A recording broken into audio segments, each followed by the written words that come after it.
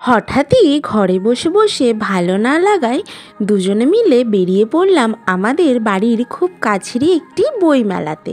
তো গিয়ে শুনলাম আজকের বইমেলার শেষ দিন, তাই এত ভিড় হয়েছে যে বলার জো নেই। এই তো দেখুন কত ভিড়, মানে ঢোকার সময় তো প্রায় পেশাপিশিভাবে ঢুকতে হয়েছে। তারপর আমরা একে একে মেলাটাকে ঘুরে ঘুরে দেখছিলাম, আর বাড়ি থেকে ভেবেই গিয়েছিলাম যে মেলা থেকে বাবানের জন্য কিছু বই কিনব। যেহেতু বাবান এখন সবেই পড়াশোনা শিখছে একটু একটু, তাই ওর জন্য আমি কয়েকটা বই কিনেছি মেলা থেকে। এই তো এই বইগুলো আমি মেলা থেকে বাবানের জন্য কিনেছি, যাতে বাবানকে আমি বাড়িতে পড়াতে পারি। তারপর বই কেনার পরে আবার মেলাটা ঘুরে দেখছিলাম। এমন কোনো প্রয়োজনীয় জিনিস ছিল না যেটা এই মেলাতে পাওয়া যাচ্ছিল না।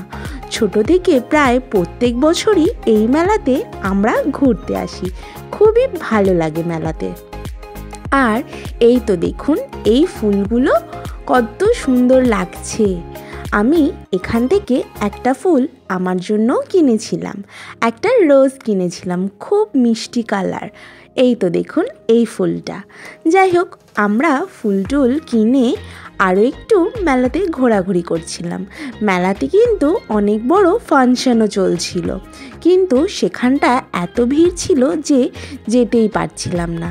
আর এই চপগুলো কী চপ জানি না, হিমসাগর চপ হবে হয়তো, খেতে খুব সুন্দর ছিল। আর চপের দোকানে যে এত ভিড় ছিল আমি ঠিকঠাকভাবে ভিডিও ক্লিপগুলো নিতেই পারিনি। তারপর একটুখানি ঘুগনিও খেয়ে নিয়েছিলাম, ঘুগনিটা খুব টেস্টি ছিল। আর বাবান তো বাবানের ফোন নিয়ে খুব ব্যস্ত, ওই যে ফোন গেমটা পেয়েছে, ও খুব ওটাকে নিয়ে বিজি, গোটা মেলাতে সারাক্ষণ ফোন নিয়েই ও বিজি ছিল। তারপর মেলা দেখে আমরা এবার বাড়ির দিকে রওনা দিয়ে দিলাম। আর রাতের ডিনারের জন্য একটু চাউমিন কিনে নিয়েই বাড়ি ঢুকেছিলাম। আজকের ভিডিওটা এখানেই এন্ড করছি, দেখা হবে আরও একটা নতুন ভিডিওতে। টাটা।